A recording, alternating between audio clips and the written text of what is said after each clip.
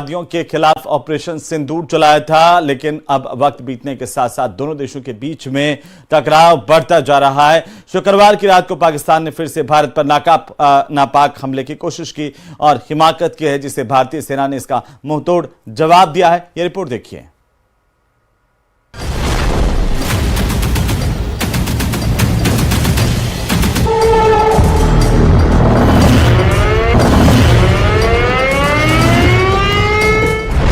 हिंदुस्तान का प्रहार, पाकिस्तान में हाहाकार।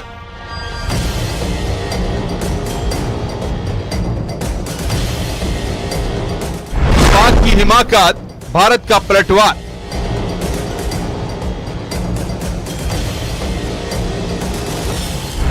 धुआं हुए पाकिस्तान के एयरबेस। भारतीय सेना के ऑपरेशन सिंदूर के बाद भारत और पाकिस्तान की तनातनी बढ़ गई है। युद्ध जैसे हालात बने हुए हैं। आतंकियों पर मौत बरसाने के बाद पाकिस्तान बौखलाहट में भारतीय ठिकानों को निशाना बना रहा है। गुरुवार की रात जहां पाकिस्तान ने भारत के 15 शहरों पर हमला किया, तो वहीं शुक्रवार की रात 26 शहरों को निशाना बनाने की कोशिश की गई, लेकिन भारतीय सेना के मजबूत डिफेंस ने पाकिस्तान के हमलों को पूरी तरह बेअसर कर दिया। भारतीय सेना ने पाकिस्तान को उसी की भाषा में जवाब दिया है। एक एक करके उसके कई एयरबेस तबाह कर दिए गए। भारत के हमले से पाकिस्तान दहल उठा है। हर तरफ बस तबाही नजर आ रही है। लाहौर, इस्लामाबाद, सियालकोट, चकलाला, रहीम यार खान, मुरीद, चुनिया, सुक्कुर में हवाई हमले करने की बात सामने आई है। पाकिस्तान को बड़ा नुकसान हो गया है। कई सैन्य ठिकाने नष्ट हो गए हैं, लेकिन उसकी हेकड़ी अभी भी कम नहीं हो रही है। पिछले 2-3 प्रेस ब्रीफिंग्स में भी बता चुके हैं, ये पाकिस्तानी गतिविधियां हैं पिछले 2-3 दिन से, जो एक एस्केलेटरी तौर पे देखी जा रही हैं और प्रोवोकेटिव तौर पे देखी जा रही हैं। I've said on numerous earlier occasions, it is Pakistani actions that have constituted provocation and escalation. In response, and I repeat, in response, India has defended and reacted in a responsible and measured fashion. पाक के उकसावे के बाद भारत ने रावलपिंडी में Nur Khan airbase पर बड़ा हमला किया।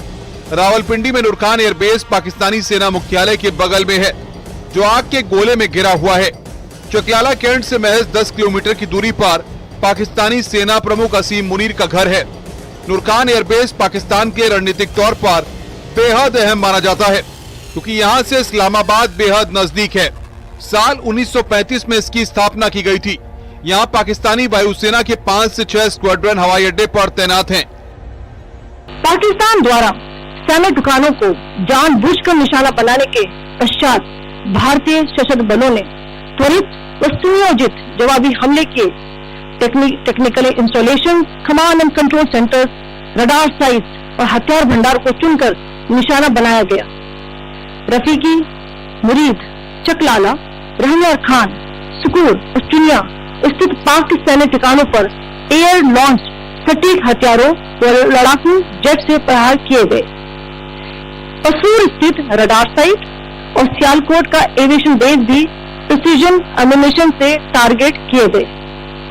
इन कार्रवाइयों के दौरान भारत ने कम से कम कोलैटरल डैमेज की क्षति सुनिश्चित की। पंजाब प्रांत के मुरीद एयरबेस को निशाना बनाया गया है। भारत की एयर स्ट्राइक में एयरबेस धुआं हो गया।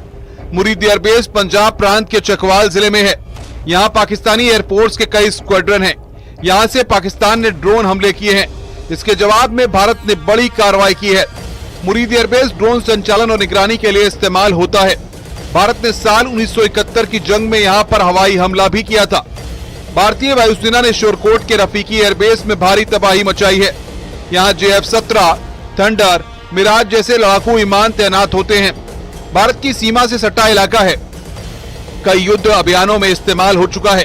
रनवे, हैंगर, एडवांस रडार और कम्युनिकेशन सुविधाओं से लैस है, लेकिन भारत के हमले के बाद यहाँ बहुत नुकसान हुआ है। भारतीय सेना के टारगेट में रहीम यार खान एयरबेस भी रहा। पाकिस्तान के पंजाब प्रांत के रहीम यार खान शहर में ये एक प्रमुख हवाई अड्डा है। तस्वीरों में देखा जा सकता है कि रनवे को भारी नुकसान हुआ है। रनवे की लंबाई 3000 मीटर, चौड़ाई 45 मीटर है। टर्मिनल भवन 28,000 वर्ग फीट क्षेत्रफल में फैला हुआ है। यहाँ से पाकिस्तान इंटरनेशनल एयरलाइंस और घरेलू उड़ानें संचालित होती हैं।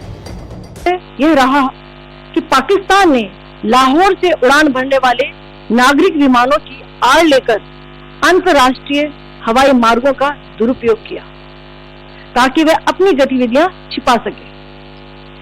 ऐसी चालों ने भारतीय वायु प्रतिरक्षा तंत्र को नागरिक सुरक्षा सुनिश्चित करते हुए अत्यधिक संयम के साथ कार्य करने के लिए विवश किया। साथ ही साथ पाकिस्तान ने मिस इंफॉर्मेशन का सहारा लेते हुए आदमपुर स्थित S-400 प्रणाली, सूरतगढ़ व सिरसा के हवाई अड्डों, नगरोटा के ब्रह्मोस बेस, देहरागिरी के तोपखाना पोजीशन तथा चंडीगढ़ के अग्रिम गोला बारूद डिपो को नष्ट करने के झूठे दावे सोशल मीडिया पर फैलाए। भारत इन फॉल्स नैरेटिव्स को पूर्णतः खारिज करता है। वहीं सियालकोट में आतंकी लॉन्च पैड को तबाह कर दिया गया। ये लॉन्च पैड लोनी इलाके में था। पाकिस्तान की तरफ से यहां से भारी गोलीबारी हुई थी, जिसके जवाब में बीएसएफ ने इस आतंकी लॉन्च पैड को पूरी तरह नेस्तनाबूद कर दिया। हिंदुस्तान ने पहले ही पाकिस्तान को चेता दिया था कि अगर कोई हिमाकत हुई तो उसके गंभीर नतीजे भुगतने पड़ेंगे। पाकिस्तान भली भांति जानता है कि भारत के साथ लड़ाई में वो ज्यादा दिनों तक नहीं टिक सकता, लेकिन उसके गैर जिम्मेदाराना रवैया ने टकराव ज्यादा बढ़ा दिया है। Bureau report, news 18।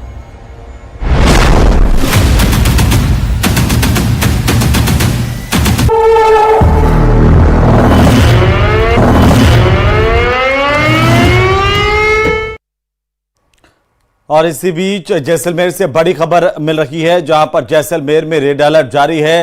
जैसलमेर में आज भी ब्लैकआउट रहेगा। बड़ी जानकारी है इस वक्त की। घरों की लाइटें आज भी बंद रहेंगी, घरों के दरवाजे भी बंद रहेंगे, खिड़कियां भी बंद रहेंगी, सड़क पर यातायात बंद रहेगा। पुलिस और प्रशासन ने लोगों से ये अपील की है कि बेवजह घरों से बाहर नहीं निकलें और नागरिक जो है वो पूरी तरह से प्रशासन के निर्देशों का पालन करें।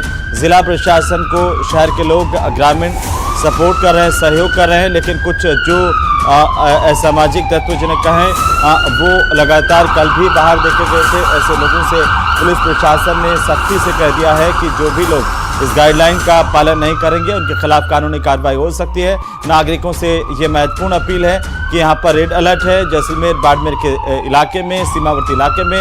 तो ऐसे में शाम के वक्त अपने घरों में रहें, घरों से बाहर नहीं निकलें। किसी तरह की सजावट, रोशनी या ड्रोन उड़ाना पूरी तरह से प्रतिबंधित है। ऐसा करने पर कानूनी कार्रवाई हो सकती है। तो घरों की लाइटें आज भी बंद रहेंगी। जैसलमेर में आज भी ब्लैकआउट रहेगा। बड़ी खबर इस वक्त की, जैसलमेर में रेड अलर्ट लगातार जारी है। लोगों से अपील की गई है कि लोग अपने घरों में रहें और साथ ही साथ किसी तरह की रोशनी या लाइट्स का इस्तेमाल ना करें। बहरहाल तस्वीरें आपकी टीवी स्क्रीन पर हमारे सहयोगी सावलदान हमारे साथ जुड़ चुके हैं। सावलदान, क्या अपडेट आज जैसलमेर से? रेड अलर्ट का दौर जारी है और आज फिर शाम 6 बजे से कल सुबह 6 बजे तक जो 12 घंटे का ब्लैकआउट रहेगा और घरों की लाइट बंद करने की हिदायत दी है, सड़क पर यातायात बंद करने की हिदायत दी है। और पुलिस लगातार जो गश्त कर रही है, आम लोगों से अपील कर रही है कि आप बेवजह घरों से बाहर नहीं निकले। जो लापरवाह लोग हैं उन पे सख्ती बरतती नजर आ रही है। और जैसलमेर के SHO हैं, प्रेमदान रत्नू है, SP, कलेक्टर से तमाम अधिकारियों लगातार आम लोगों से अपील करता रहा। एक बड़ी बात सामने ये आ रही, यूनेस्को में जो विश्व धरोहर में शामिल जैसलमेर सोनार दुर्ग के म्यूजियम का आज गेट बंद कर दिया गया है। जो पाक द्वारा लगातार नापाक हरकतों को देखते हुए जो ये इस मामले को लेकर जो उनके ट्रस्टी हैं उन्होंने ये प्रशासन द्वारा लगातार जो अपील की जा रही उसमें सहयोग किया और उसका गेट बंद किया, क्योंकि जैसलमेर लिविंग फोर्ट है। यहाँ 3500 के करीब आबादी है, यहाँ देशी विदेशी पर्यटक आते हैं। इन्होंने अपना जो गेट बंद कर दिया और जो परिस्थितियां सामान्य होने पर पुनः खोला जाएगा। लगातार सरहद जिले में प्रशासन अलर्ट है, सुरक्षा एजेंसियां अलर्ट है, देश की सेनाएं अलर्ट है, BSF अलर्ट है। लगातार जो आम लोग भी हैं वो प्रशासन को सहयोग कर रहे हैं और जो लापरवाह है, प्रशासन को सहयोग नहीं कर रहे, उनके खिलाफ पुलिस लगातार सख्ती बरती नजर आ रही है। जी हेमंत, बिल्कुल। तो कब से आज ब्लैकआउट की स्थितियां रहेगी? लोगों को क्या कहा गया है कि अपने घरों में ही रहें? और जैसे कल हमने देखा था शाम के 6 बजे बाद से ब्लैकआउट की शुरुआत कर दी गई थी। देखिए, आज दिन में लगातार जो प्रशासन ने जो इमरजेंसी लागू स्थिति में जो बाजार पूरा बंद कर दिया, न्यूज 18 ने लगातार एक्चुअली जो तस्वीरें दिखाई, शहर की तमाम जो बाजार हैं वो बंद